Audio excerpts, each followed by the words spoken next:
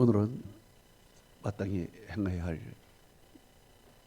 것을 가르치라는 제목으로 여러분에게 말씀을 증거할 때 큰 은혜 받는 여러분 되시기를 축복합니다.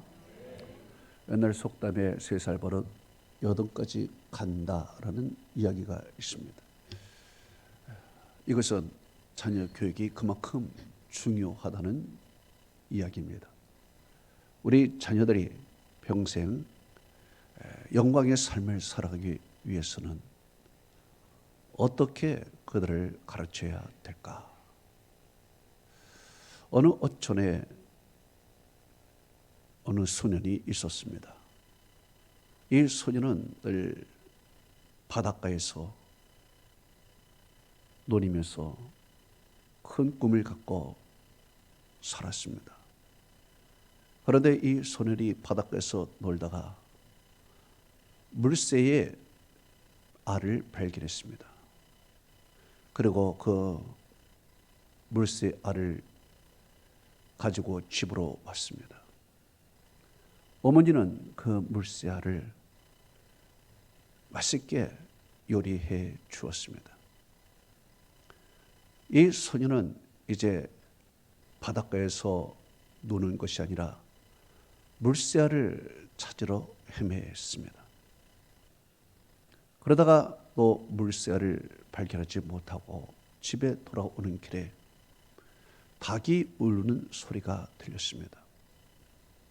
그래서 그곳을 가보니 어느 집에 암탉이 알을 낳고 우는 것이었습니다. 그 소녀는 주인 몰래 그 달걀을 집어 가지고 집에 왔습니다. 어머니는 달걀을 맛있게 프라이해 주었습니다. 이제 그 어린아이는 바닷가에서 노는 것이 아니라 집집마다 다니면서 달걀이 있는가 그것만 살펴보게 되었습니다. 그리고 그 아이는 이제 이 도둑질이 습관화가 되어버렸습니다. 나이가 들어서 점점 더 대담해지고 규모가 큰 도둑질을 하게 되었고 마침내 그는 사형을 받게 되었습니다. 사형 집행에 앞서 그는 찾아온 어머니에게 이렇게 얘기했습니다.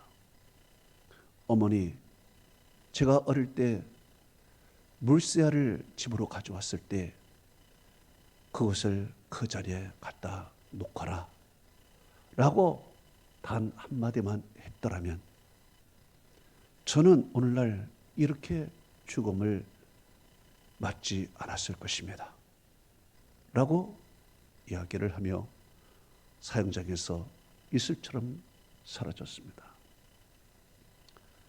오늘 본문 잠언서 22장 6절은 말씀하고 있습니다.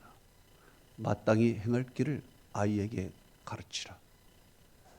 그리하면 늙어도 그것을 떠나지 아니하리라.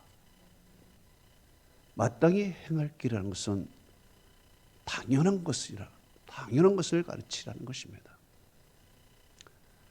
그러면 마땅히 행할 길이 어떤 것인가? 무엇을 가르쳐야 될 것인가? 첫째로는 인생의 가치를 가르치고 바른 선택을 하도록 가르쳐야 된다는 것입니다. 잠언서 22장 1절 오늘 본문은 말하고 있습니다. 많은 재물보다 명예를 택할 것이요 은이나 금보다 은총을 더욱 택할 것이라 말씀하고 있습니다. 세계 최고의 부자 중 하나가 빌 게이츠입니다. 이 빌 게이츠의 재산은 60조 원이 넘습니다. 그런데 그가 이제까지 하나님과 사회에 환원한 돈이 40조 원이 넘습니다.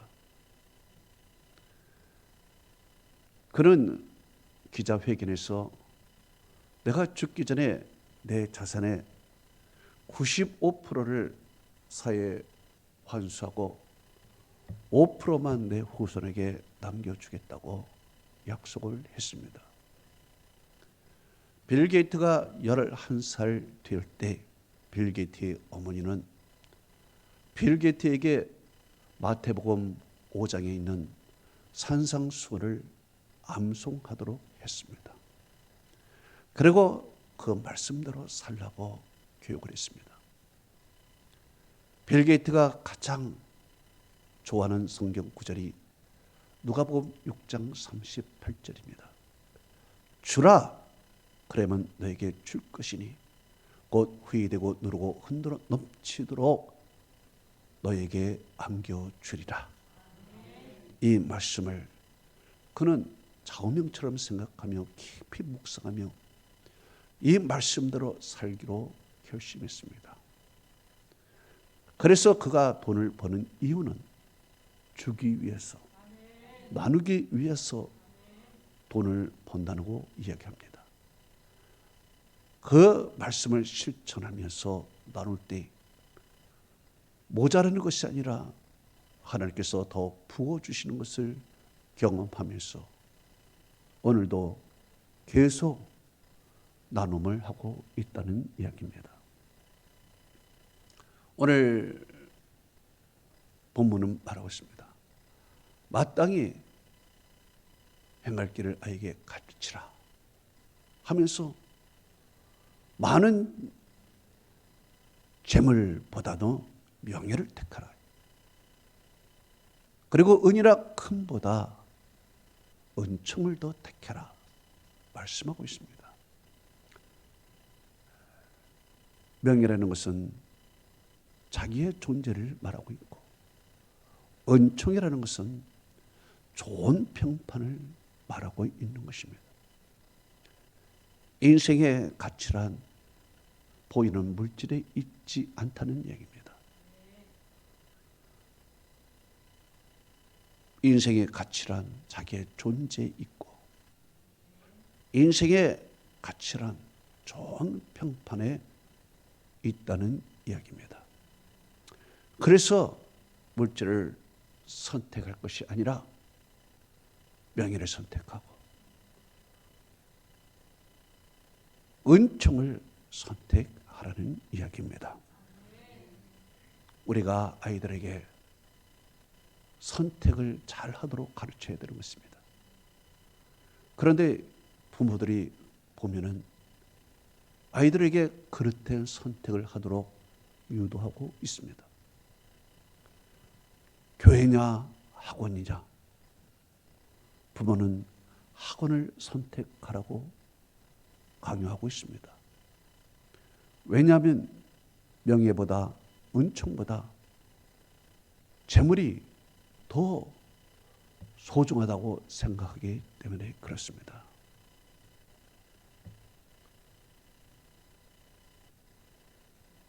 에덴의 아담과 하와를 보십시오. 선택의 기로에 놓여 있었습니다.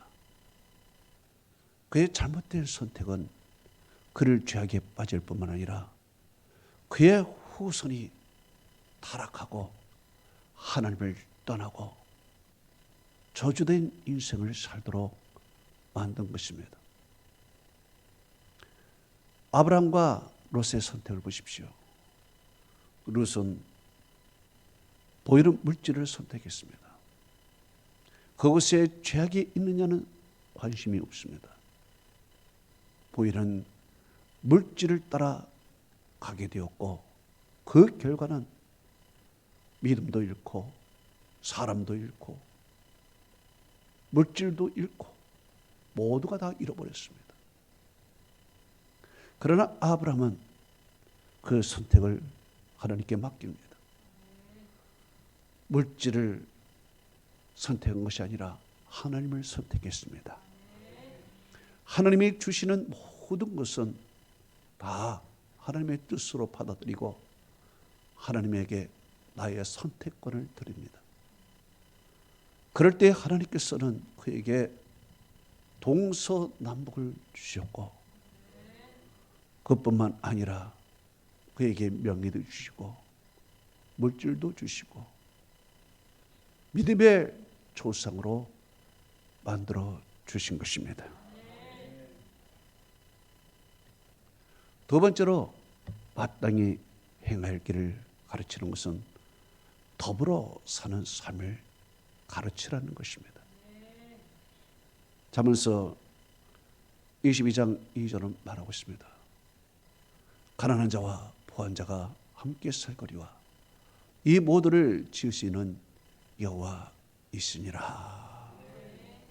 말씀하고 있습니다.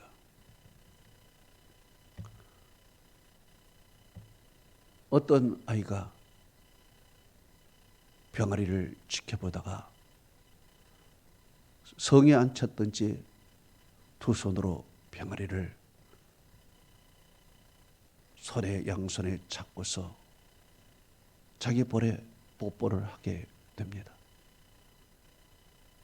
이 병아리는 숨차다는 뜻으로 날개를 파닥거리며 아우성을 치고 있는 것입니다.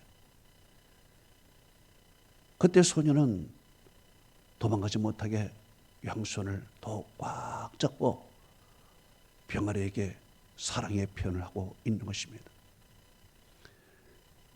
그러면 그럴수록 병아리는 못 살겠다고 하면서 고개를 치며 뽀뽀도 하지 않고, 그리고 숨차 죽겠다고 하면서 날개를 파닥파닥거리고 있는 것입니다. 그 소녀는 섭섭한 것입니다. 내가 너를 그렇게 사랑해서 너를 내 손에 꽉 쳐서 뽀뽀하려고 그러는데 너는 그거 싫으냐? 하면서 땅에 내려다 놓았습니다. 병아리는 아유 이제 살겠네 하면서 그냥 큰일 날 뻔했네 하면서 냅다 도망가는 것입니다. 이 광경을 본 어머니가 아들에게 이야기했습니다. 아들아, 병아리는 그렇게 꼭 찌는 게 아니란다. 병아리는 양손바닥에 넉넉한 공간을 두어서 그리고 그것을 올려놓고 그러고 있으면은 병아리가 좋아한단다. 어머니의 말씀대로 양손에 공간을 주고 병아리를 올려놨더니 병아리가 좋다 하면서 삐약삐약거리면서 도망갈 생각을 하지 않고 있었습니다. 이것을 바라본 어머니가 이야기했습니다. 병아리가 이렇게 네 넉넉한 공간 속에서 만족하며 도망가지 않듯이 인간관계에서도 마찬가지란다. 사람도 네가 자꾸 사로잡고 네 멋대로 하려고 그러면 사람은 발버둥 치고 결국에는 너를 떠나게 된단다. 이 어머니의 교훈을 그가 귀담아 듣고 훗날 멋있는 신사가 되어서 회고하면서 그렇게 이야기를 했습니다. 내가 내 손에 병아리를 넉넉한 공간에 두어서 그가 힘들지 않도록 만들듯이 나의 삶의 대인관계에 있어서도 모든 사람에게 그렇게 하였더니 내가 많은 사람을 얻게 되었다 라는 회고를 하게 되었습니다. 오늘 본문은 말하고 있습니다.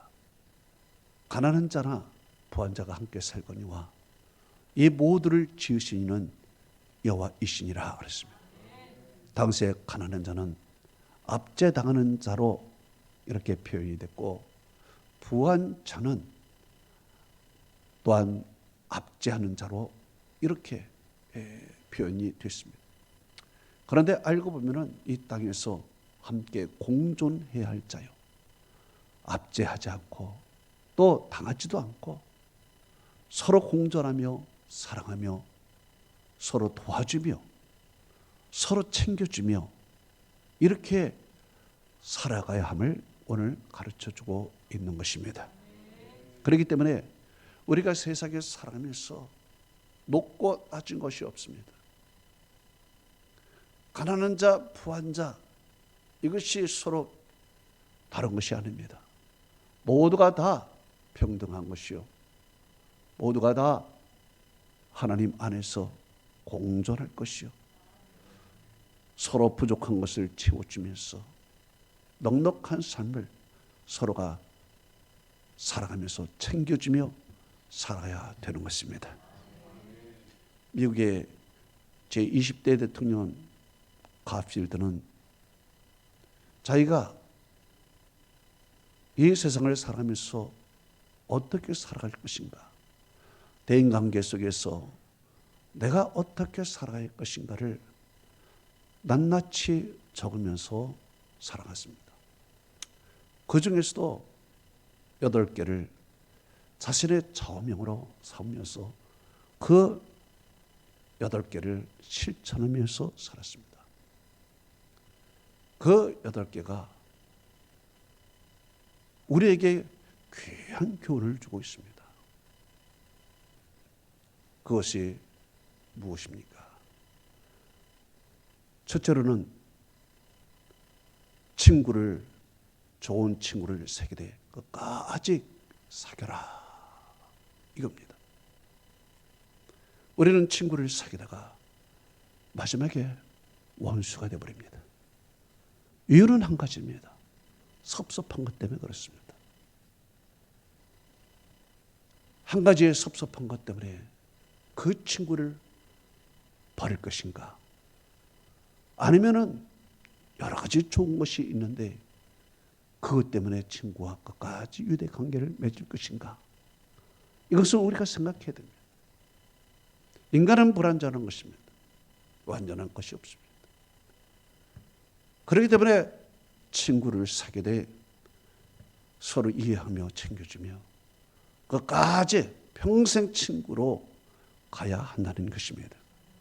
이것이 가필드의 첫째 목록이에요. 그래서 그와 함께한 사람은 끝까지 그와 가서 그를 도와주고 대통령이 되게 만들었습니다. 두 번째는 남에게 나쁜 말을 하지 말자, 이런 말입니다. 우리는 두 사람이 이야기를 하다 보면 자신의 이야기는 하지 않고 주로 제3자 남을 대상으로 이야기를 하고 있습니다. 그런데 남을 이야기하다 보면 흉을 보게 되죠. 그런데 이상합니다. 흉 보는 재미가 쏠쏠합니다.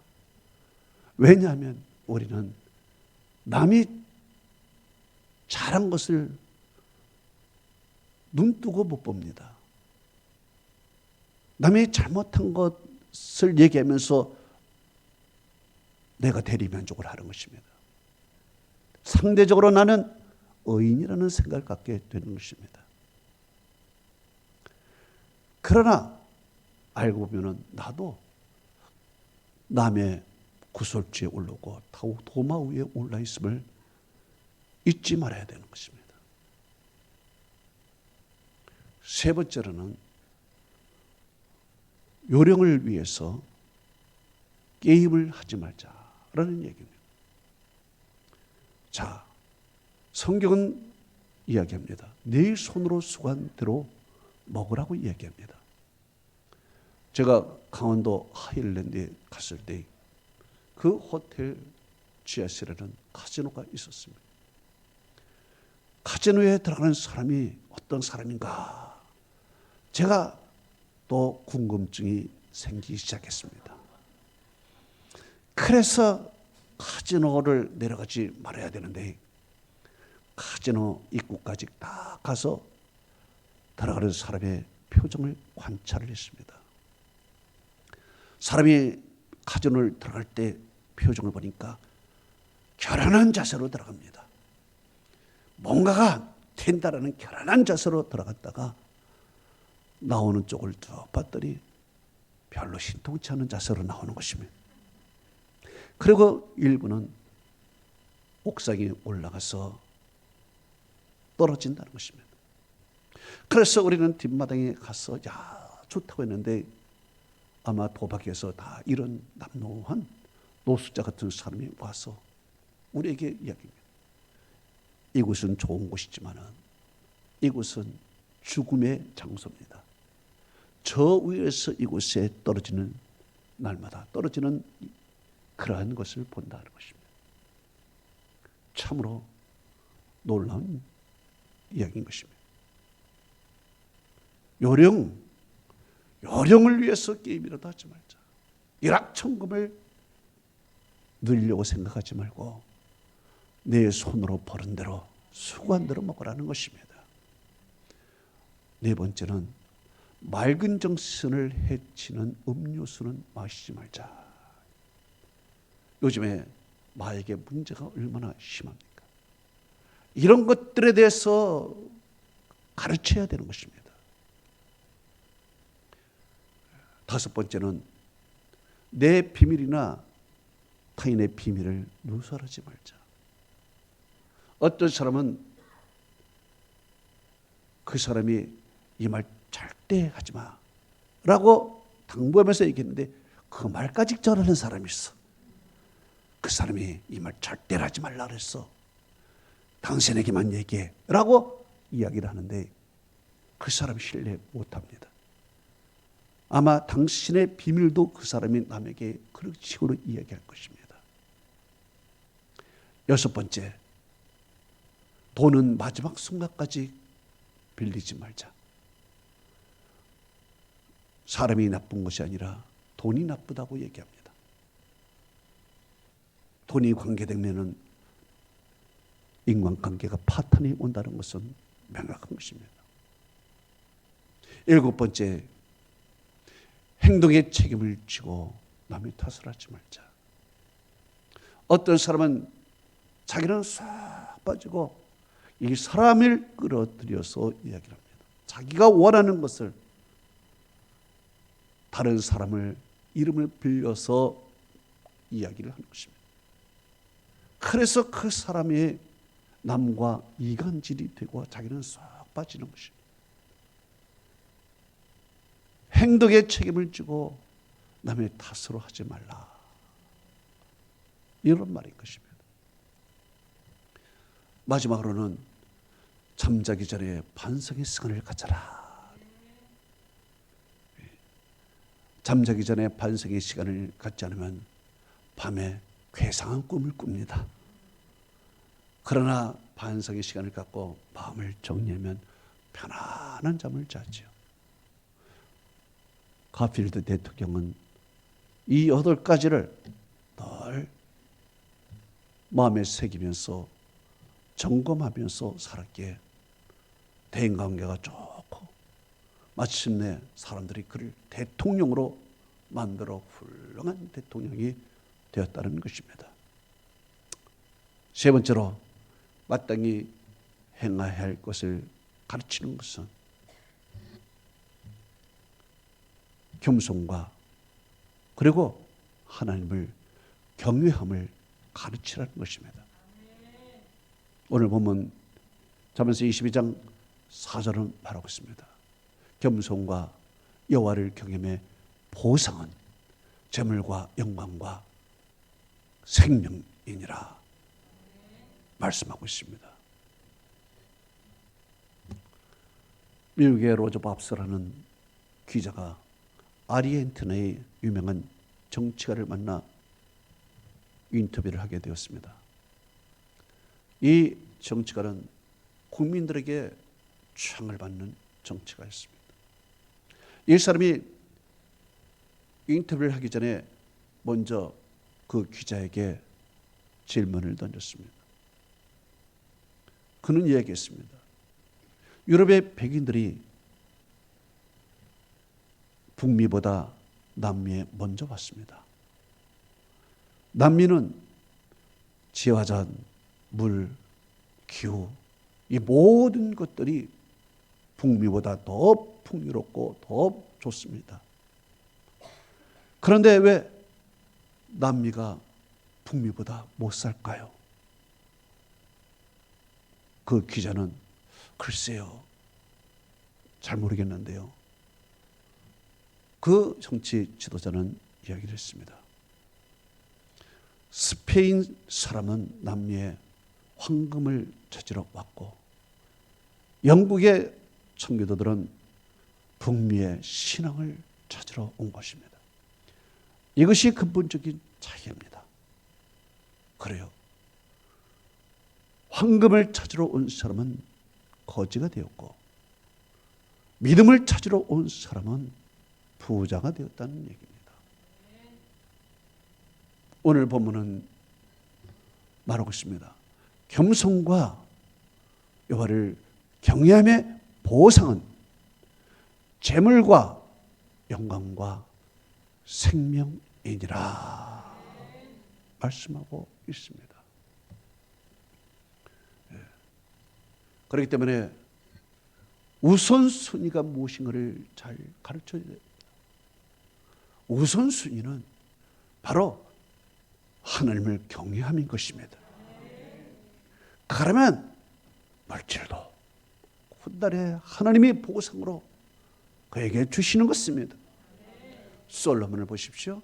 솔로몬 먼저 보이지 않는 것, 영적인 것을 하나님께 구할 때 하나님께서는 그가 구하지 않는 부와 술도 하나님이 더불어 주셨다는 것입니다.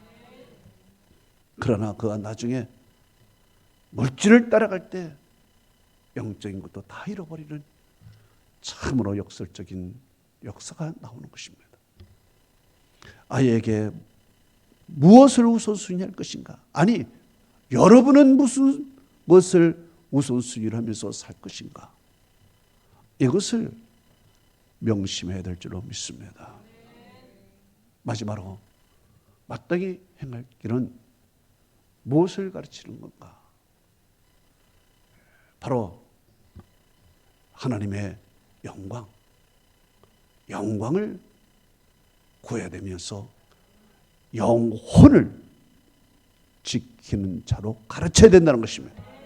영혼을 지키는 자. 다니엘을 보십시오.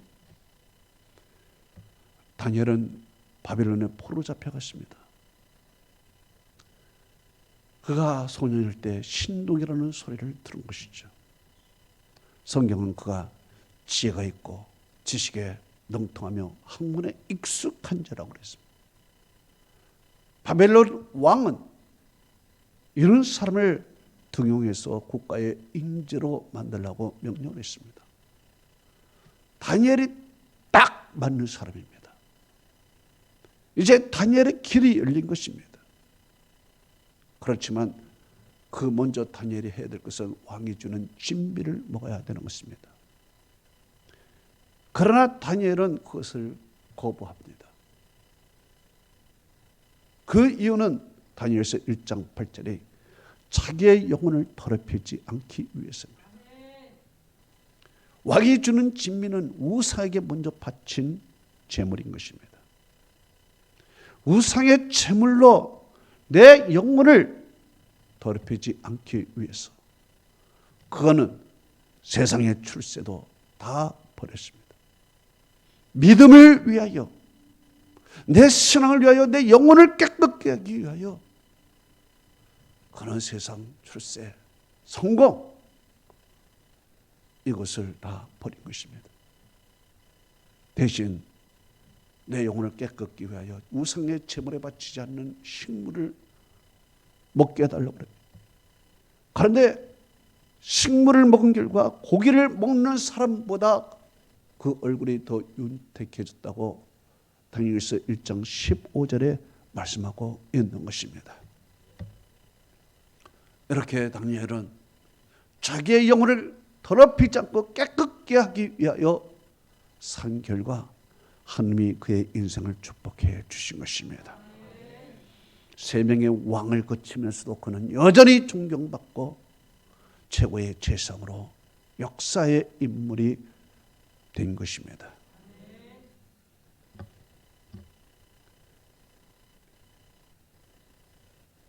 현대인은 유물론자입니다.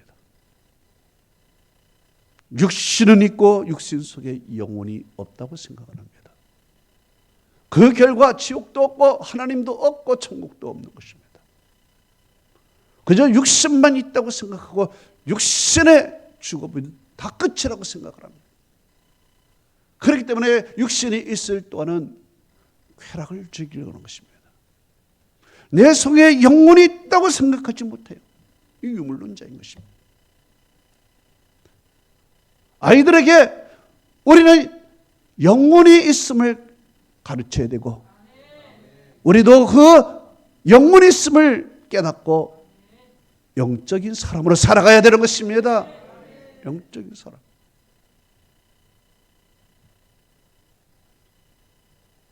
어느 한 복지부 직원이 한 빈민가에서 봉사하게 되었습니다.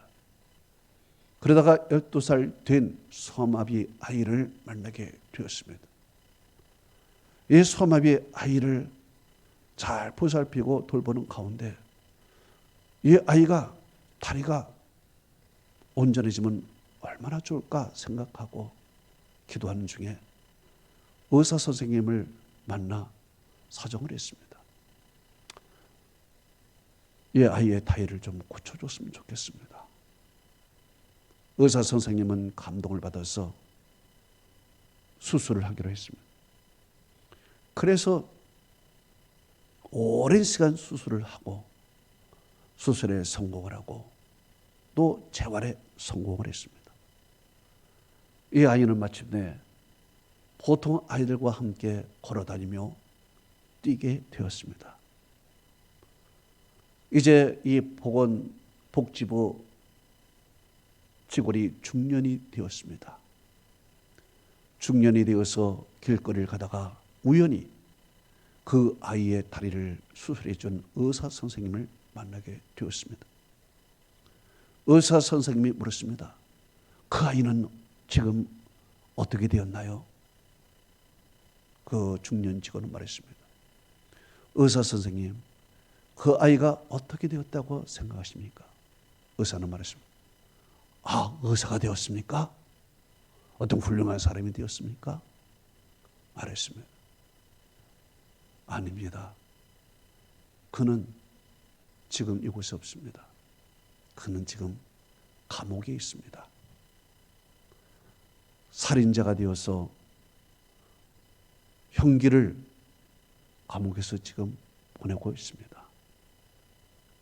의사 선생님, 우리는 그 아이의 다리를 고쳐줘서 정상이 되었지만 그 아이가 걸어가는 방향을 우리가 가르쳐주지 않았습니다.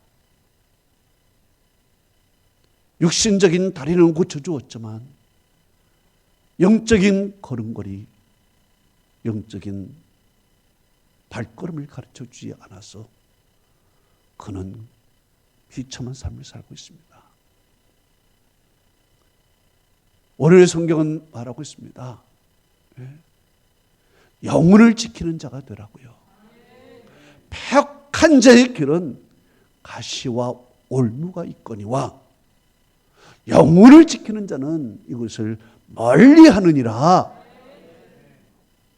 말씀하고 있습니다. 결론을 읽습니다.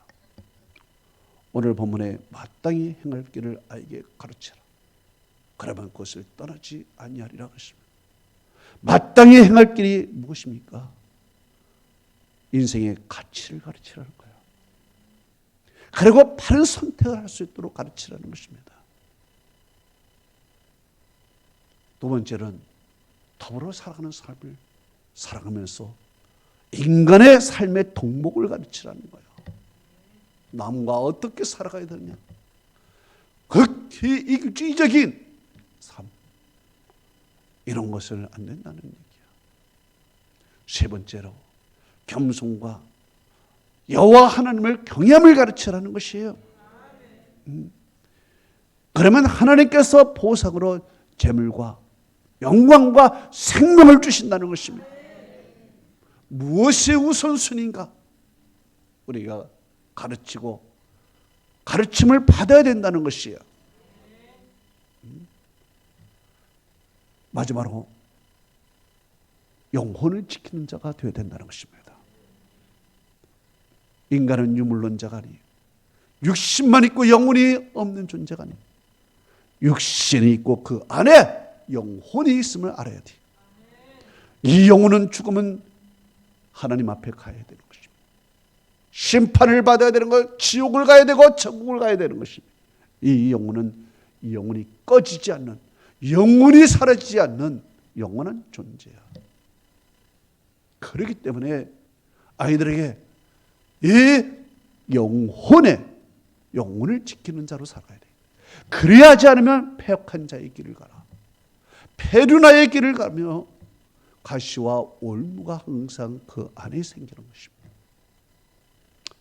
이것을 가르칠 뿐만 아니라 여러분이 이 말씀을 가르침을 받아서 여러분도 이런 삶을 살아가도록 내 자신을 마땅한 길로 인도받는 여러분 되시기를 축복합니다. 눈을 감아 보십시오. 오늘